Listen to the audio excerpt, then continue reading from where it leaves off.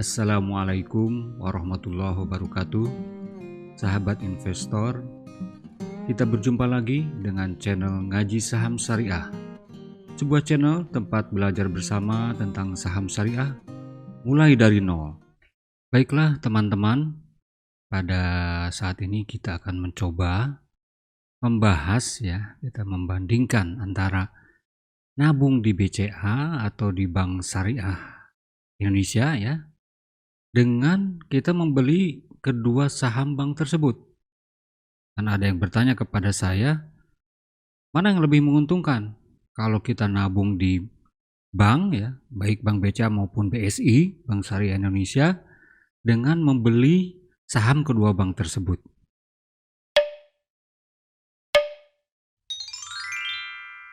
Sahabat sekalian, sebelum lanjut ke pembahasan lebih detail, jangan lupa subscribe, like, comment, and share channel Ngaji Saham Syariah ini, agar sahabat sekalian tidak ketinggalan informasi tentang saham syariah yang akan diupdate terus. Disclaimer on, video ini hanya pembelajaran umum bukan rekomendasi untuk membeli atau menjual saham tertentu.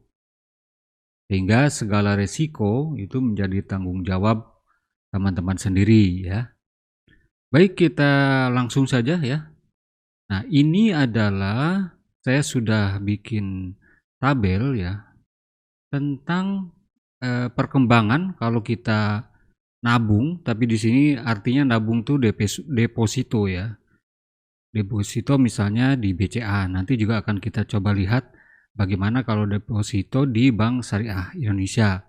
Kenapa saya masih pakai deposito BCA? Tentu ini tidak syariah, tetapi karena BCA ini kan sudah lama, sementara kalau Bank Syariah Indonesia ini kan baru, sehingga kita perkembangannya tidak terlalu panjang waktunya gitu. Bukan berarti saya menyarankan deposito di BCA tetapi ini sebagai contoh saja. Baik, ini sebagai contoh kalau kita punya uang 10 juta, kemudian kita depositokan 10 juta ini depositokan di Bank BCA, maka dengan asumsi deposito ini punya dengan bunga 5,25% tentu ini turun naik bunga ini. Karena misalnya pada saat video ini dibikin juga malah turun, itu kalau nggak salah hampir 3% gitu. Nah, tetapi kita bikin ini sebagai rata-rata saja gitu karena pernah juga agak tinggi, kemudian sangat rendah, bahkan bisa sampai 2%. Jadi begitu. Jadi biar fair, kita coba bikin seperti itu. Nah, ini akan kita kelihatan bahwa perkembangannya dari tahun ke tahun ini contohnya 10 tahun gitu Kita deposito 10 juta, kita nabung, kemudian punya uang 10 juta, dan kita simpan di deposito BCA, maka perkembangannya sebagai berikut dengan bunga 5,25% dan pajak dari bunga itu sekitar 20%. Sudah saya hitungkan perkembangan seperti itu. Seperti ini 2011 misalnya tumbuh menjadi 10.420, jadi ada penambahan 420.000, kemudian jadi 10.857.000, terus berkembang perkembangan gitu sampai pada tahun 2020. Jadi kita merem saja gitu kita biarin di bank deposito kita itu selama 10 tahun, dan ini asumsinya bunga itu langsung didepositokan lagi.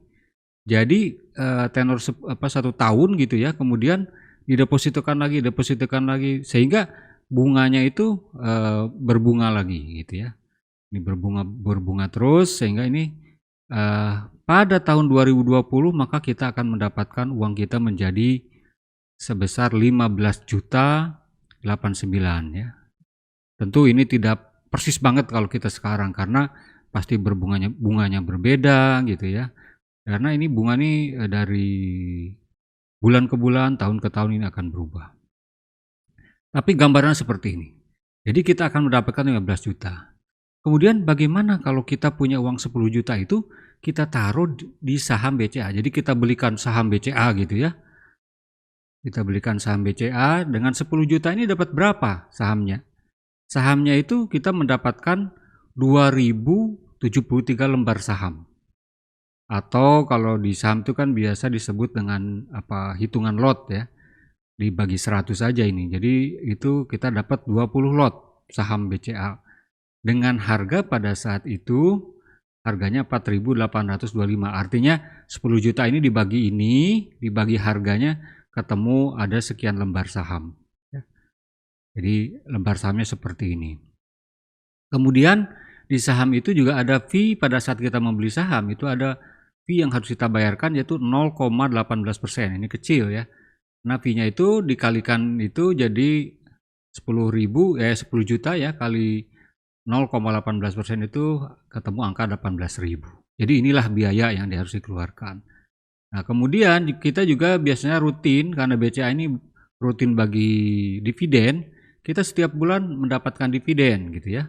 Ada tahun 2010 dividennya 233 ribu. Nah ini sudah kita kalikan dengan jumlah sahamnya ya. Sudah kita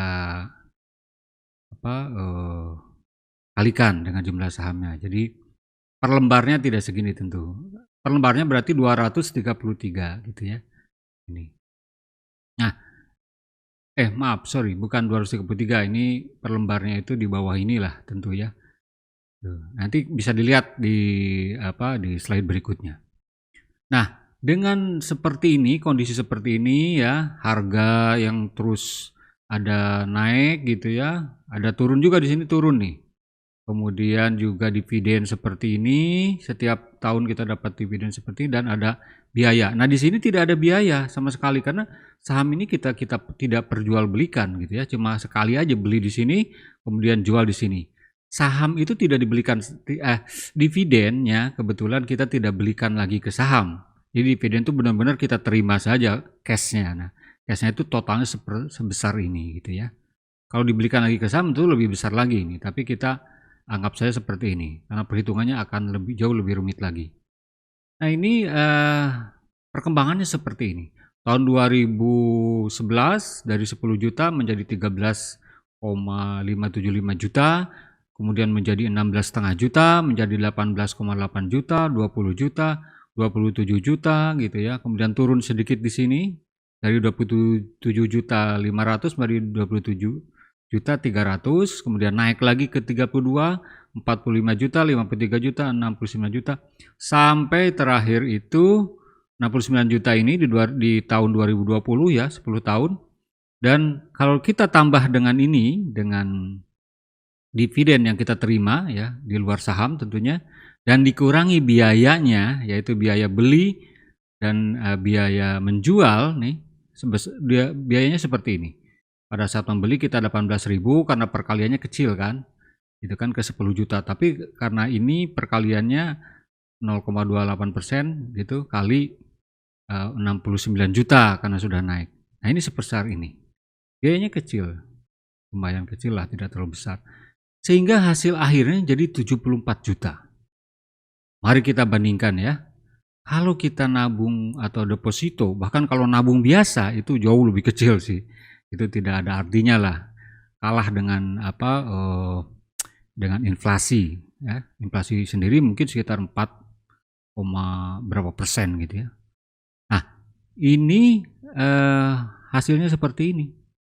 Kalau nabung tumbuh 50% atau 1,5 kali ya, 1,5 kalinya dari 10 juta menjadi 15 juta, jadi kan 1,5 kali. Sementara kalau di saham, kalau kita belikan saham, ini tumbuh 640% atau 7,4 kalinya. Karena dari 10 juta menjadi 74 juta gitu ya. Nah inilah gambarannya, sehingga jauh nih perbandingannya antara kita deposito ya dengan membelikan saham BCA. Jadi pilihannya mau nabung di BCA atau membeli saham BCA. Nah ini kalau di sini BBCA ini nggak salah. Kalau di saham itu dia kodenya harus 4 angka, 4 huruf ya, jadi BBCA. Kode saham BCA itu BBCA. Nah kemudian, kita pingin nih 10 tahun kemudian misalnya uang kita jadi 1 M. berapa yang harus kita belikan ke saham gitu ya. Nah, ini kalau untuk mendapatkan 1 M ya di 10 tahun kemudian, maka uang kita yang harus dibelikan saham itu harus 140 juta. Ini dalam kasus saham BCA ya, BBCA ya. Nah, ini perbandingannya. Kalau di deposito di BCA ya 140 juta itu pada 10 tahun kemudian itu akan menjadi 211 juta. Sama ya, naiknya 50% gitu ya. Nah, 50% atau 1,5 kalinya. Hampir sama ini sebenarnya. Nah, kalau dibelikan saham BCA yang 140 juta, maka 10 tahun kemudian akan menjadi 1 M. Seperti ini. Jadi kita bisa merencanakan. Nah, kalau mau dapat dana 1 M pada 10 tahun kemudian, maka kita harus membeli saham besar 140 juta. Tentu ini tidak bisa dibelikan sekarang karena ini sangat tergantung dari pergerakan harganya. Mungkin sekarang harganya sudah lebih tinggi gitu ya BCA, jadi tidak terlalu pas. Mungkin harus saham lain gitu ya. Nah, seperti itu. Ini kita dapat dividen ya. Itu 68 juta dividennya saja. Ya, anggap saja kalau di properti ini uang sewa lah, kita disewakan kan, kita beli properti, disewakan, nah kita dapat segini sewanya gitu ya. Sementara komisi senilai ini. Ini hampir sama, jadi dengan 140 juta itu kita mendapatkan sekitar 29.000 lembar saham dengan harga 4.825 pada tahun 2010 ya. Seperti itu. Nah, teman-teman ada yang itu bikin tabel kan gampang. Jangan-jangan itu tabelnya angkanya dibuat-buat. Tidak, teman-teman. Ini sebagai buktinya ya. Ini adalah chart atau ya chart dari pergerakan saham BCA. Bisa dilihat ini karena ini tidak akan bisa dibohongi.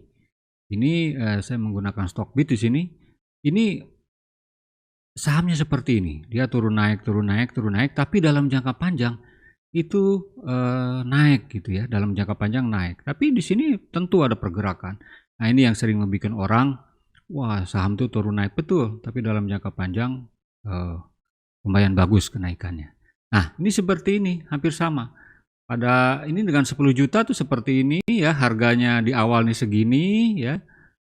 Jadi dapat mendapatkan 2072 lembar saham atau 20 lot. Kemudian tahun 2020 ini nih, tahun 2020 yaitu 33.475 harganya itu ya. Memang sekarang pada saat pandemi kemarin turun, tapi sudah naik lagi nih ke sini. Ini bahkan di sini kalau nggak salah 34. Jadi begitulah saham ya. Di sini turun tajam pada saat pandemi, tapi di sini naik lagi. Inilah kondisinya. Sehingga betul ini membuktikan bahwa dengan membeli saham BCA itu jauh ya lebih besar karena ada peningkatan sebesar 7,4 kali ya dibandingkan 10 tahun yang lalu gitu ya. Artinya pada tahun 2010 ke tahun 2020 itu ada peningkatan sebesar 7,4 kali. Tetapi kalau didepositokan tadi seperti kita sudah lihat cuma naik 50% atau naiknya itu cuma 1,5 kali doang ya gitu ya. Nah, itulah yang terjadi. Nah, sekarang bagaimana dengan bank syariah? Nah, kebetulan karena bank syariah ini baru 1 tahun ya di sahamnya itu duluan, bahkan sebenarnya BSI sendiri kan mulai beroperasi baru 2021 Februari gitu ya tahun ini, sehingga memang kita agak kesulitan untuk melihat perkembangan tahun kemudian. Tapi ini sebenarnya ini sangat dahsyat sekali ini sebenarnya saham, karena memang sebenarnya ini bukan kenaikannya itu sangat tinggi sekali gitu ya, tapi sebenarnya bukan contoh yang terlalu bagus di untuk investasi ya, karena ini sebenarnya karena ada corporate action, yaitu ada merger ya antara bank-bank syariah Mandiri, BRI Syariah, kemudian BNI Syariah di merger dan menjadi BSI, sehingga ada peningkatan aset dan kekayaan perusahaannya di BSI ini yang besar sekali. Jadi misalnya dari ini hanya 1 tahun, bayangkan hanya 1 tahun dia sudah naik itu. Kalau 1 tahun tuh 6,9 kali. hampir 7 kali. Di BCA tadi 7,4 kali gitu ya, tapi itu 10 tahun. Sedangkan di BRI Syariah itu hanya 6,9. Tapi seperti saya bilang tadi, ini sebenarnya bukan karena apa-apa ya, tapi karena memang ada merger gitu ya, ada corporate action lah istilahnya. Nah, jadi pada saat Januari misalnya, Januari ini tahun 2020 ini. Januari tahun 2020 kita mempunyai uang 10 juta, kemudian kita depositokan di BSI, kita anggap sajalah bunganya sama gitu ya, bunganya sama. Nah 10 tahun kemudian tuh kita hanya, 10 tahun, mohon maaf. 1 tahun kemudian ini kita hanya tumbuh 430.000 ya. Nah sementara kalau sampai Januari itu sampai 430.000 kalau sampai Januari, kalau sampai Desember itu cuma 394.000. Jadi sebesar ini saja. Tetapi coba bayangkan kalau di saham BRI, tentu ini tidak segampang itu karena tidak ada corporate action ya. Nah ini dengan membeli saham 10 juta BRI Syariah itu akan menjadi 92 juta di bulan Januari berikutnya 2021.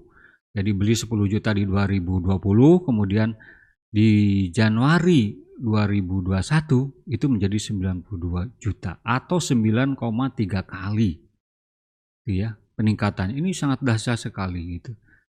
Nah, tetapi ini orang tidak segampang itu karena pada saat ini tuh sebenarnya terjadi penurunan harga ya. Misalnya dari Januari itu tuh turun dari 330 ke 319, kemudian turun ke 224 ke 106 atau 196 gitu ya, turun. Nah, dari sini baru naik lagi setelah terjadinya mergernya sudah jelas gitu ya. Di saham tuh lebih duluan dia bahwa akan merger, kemudian naik sahamnya, kemudian sampai ini berlipat-lipat naiknya. Sehingga terjadi kenaikan yang sangat tinggi. Bandingannya dengan BCA tadi jauh. Ini hanya 1 tahun sudah melampaui kenaikan di BCA tadi. Tapi ini bukan contoh yang terlalu baik untuk investasi ya. Untuk investasi tidak terlalu baik. Karena sebenarnya tidak seperti ini saham, tidak semua saham seperti ini. Ini kebetulan karena ada corporate action ya. Tapi ini bonus. Kenapa tidak kita mendapatkan keuntungan yang sangat besar di sini? Komisinya cuma segini. Nah ini menunjukkan bahwa sebenarnya di saham tuh jauh lebih tinggi gitu ya. Tetapi memang tentu itu pilihan ya. Namanya investasi itu pilihan. Nah, ada yang bilang wah ini masa sih sebesar itu? Mari kita lihat. Ini buktinya ya, buktinya bahwa karena ini chart ini adalah chart yang live ya. Ini tidak bisa kita rubah-rubah. Chart ini adalah chart sampai kapanpun tidak bisa dirubah. Karena ini akan tersimpan dan bisa dilihat apakah di Stockbit atau di TradingView, di Google Finance bisa dilihat. Inilah buktinya. Karena harganya itu dari sini turun gitu ya, tapi dari sini naik kemudian sampai dari 330 ke 3060. Ini kenaikannya sangat tinggi. Jadi itu hampir 10 kali kan. 330 ke 3060. Jadi tepatnya 9,3 kali. Sedangkan kalau sampai Desember sampai sini itu 6,9 kali dan ini sangat tinggi sekali. Inilah pergerakan harga jadi harga Bank Syariah Mandiri Bank Syariah Indonesia itu karena yang sudah IPO itu adalah BRI Syariah, jadi dia menginduk ke sini. Jadi namanya BRIS gitu ya. Ini antara 2020 sampai 2021 aja sebesar ini. Inilah membuktikan. Jadi saya menjawab pertanyaan teman, ada yang bertanya kepada saya bahwa tolong dibandingkan antara kalau kita deposito dengan saham. Tentu ini yang paling gampang adalah apple to apple gitu, saham bank dengan membeli saham bank gitu kan. Itu kan yang paling enak membandingkan. Nah tentu ini berbeda banget kalau kita membelinya saham yang lain. Mungkin ada yang lebih besar, ada yang lebih kecil, ada yang kurang bagus, ada yang turun, dan itu sangat tergantung di kapan kita beli, kemudian beli saham apa, kemudian ada sentimen positif, negatif dan sebagainya. Tentu ini sangat berpengaruh, tetapi dalam jangka panjang ini biasanya naik seperti ini ya. Demikian, jadi bahwa ini terjadi kenaikan sangat tinggi di saham dibandingkan dengan kalau uang kita didepositokan. Demikian, terima kasih. Semoga video ini bermanfaat. Sahabat investor, selamat berinvestasi. Tonton terus video lainnya tentang investasi yang halal dan menguntungkan hanya di channel Ngaji Saham Syariah. Jangan lupa subscribe, like, comment, and share channel Ngaji Saham Syariah ini. Sahabat investor, hidup harus tetap seimbang.